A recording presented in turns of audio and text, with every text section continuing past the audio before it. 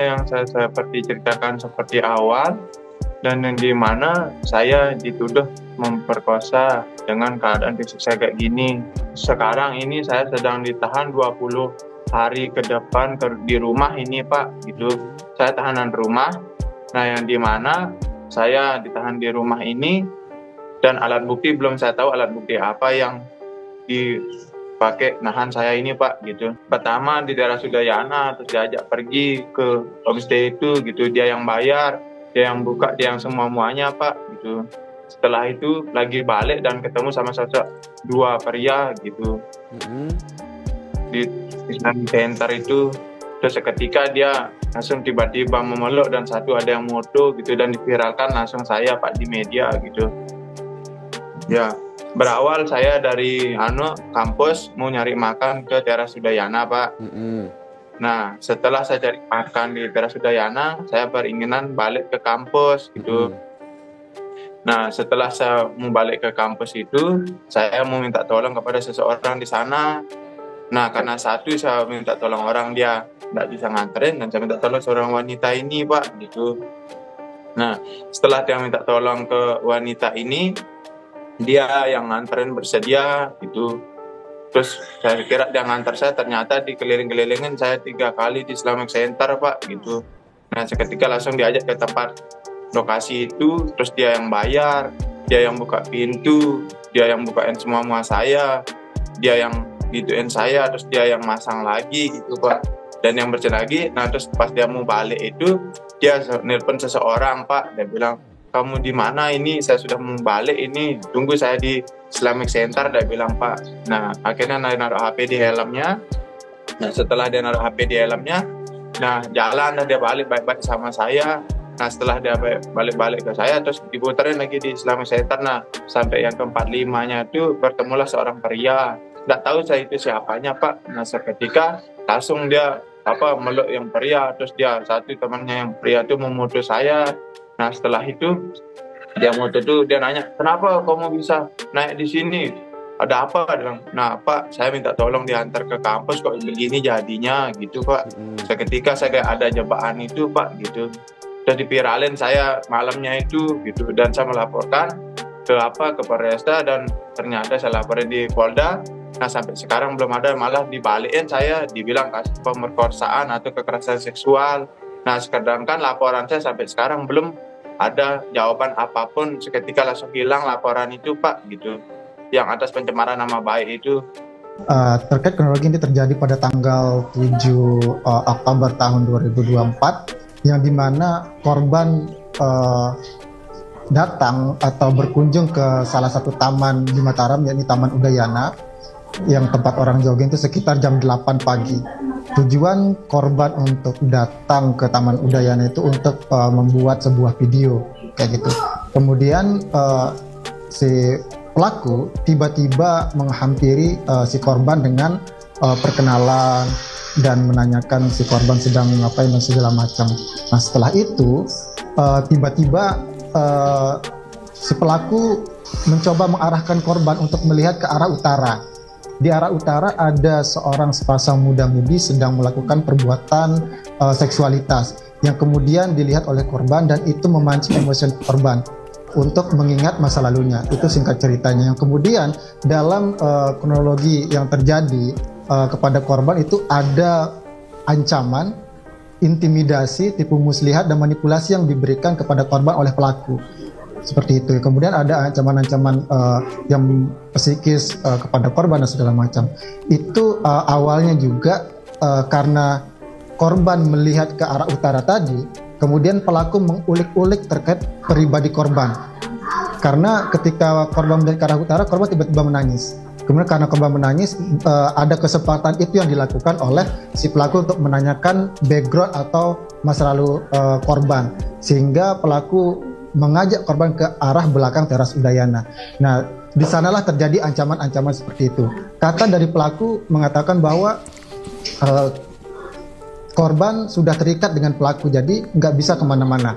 Dan kemudian karena saya sudah mengetahui masa lalu dari korban, kata si pelaku, maka saya akan melaporkan hal itu kepada orang tua si korban apabila korban tidak mengikuti kemauan pelaku untuk diajak ke sebuah penginapan di Mataram kayak gitu.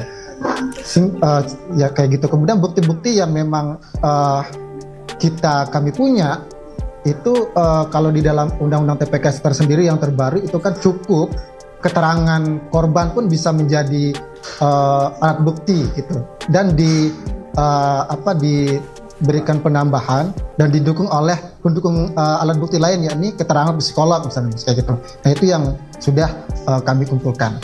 Nah ancaman-ancaman yang memang korban tidak berkutik itu salah satu yang saya jelaskan tadi Mas, yang ketika di belakang teras Udayana bahwa si pelaku sudah mengetahui background masa lalu korban yang sudah diceritakan oleh korban, kok tiba-tiba pelaku ini tahu dengan masa lalu saya gitu, karena spontan si korban mengutarakan iya gitu. Nah dengan kesempatan itu pelaku menyampaikan tadi, kamu sudah terikat dengan saya, maka kamu tidak boleh kemana-mana dan kamu perlu mandi wajib atau mensucikan diri untuk menghapus dosa-dosamu.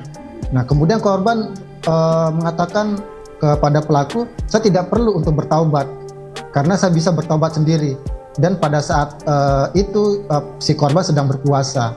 Nah, kayak gitu, itu ancaman untuk yang sebelum ke homestay-nya. Nah pada saat di homestay-nya ini yang sangat menarik Mas, ketika sampai ke resepsionis, kemudian meskipun yang bayar itu si korban yang 50.000, tapi untuk membuka pintu kamar itu pelaku yang membukanya Mas. Menggunakan apa? Menggunakan mulut dan gigi si pelaku, membuka dan menutup. Nah, kayak gitu. Sehingga cukup produktif yang si pelaku ini. Kemudian pada saat masuk, ancaman-ancaman dan intimidasi yang didapatkan oleh korban itu misalnya seperti apabila kamu berteriak, maka orang yang di luar kamar akan mendengar, sehingga kita akan dinikahkan kalau ada orang yang di luar kamar mengetahui. Nah karena pelaku mengucapkan hal demikian, maka korban ketakutan dengan hal itu, dan ada gestur juga korban dalam menolak si pelaku, misalnya menendang pelaku ketika korban didorong dan tidur di kasur gitu, kemudian korban menoleh ke arah kanan, kemudian ada hal-hal bisnis yang disampaikan oleh si pelaku kayak gitu. Untuk apakah korban dengan pelaku saling mengenal, sebelumnya itu tidak saling mengenal Mas, karena pada saat di Taman Udayana mereka tiba-tiba ketemu yang dihampiri oleh pelaku. Nah kayak gitu. Jadi untuk mengulik-ngulik itu hanya pelaku mengambil kesempatan untuk, karena emosional korban itu sudah naik karena menangis, itu yang diambil kesempatan oleh pelaku untuk mengulik-ngulik pribadi korban di masa lalunya, karena sudah menunjukkan ke arah utara tadi Mas, dengan perbuatan seksual yang dilakukan oleh muda-mudi tadi kayak gitu. Kami dari tim pendamping itu mendapatkan beberapa informasi itu melalui klarifikasi yang dilakukan oleh pelaku di salah satu media sosial, yang dimana kami melihat di kolom komentar di salah satu media sosial itu ada beberapa korban yang menjadi korbannya si pelaku.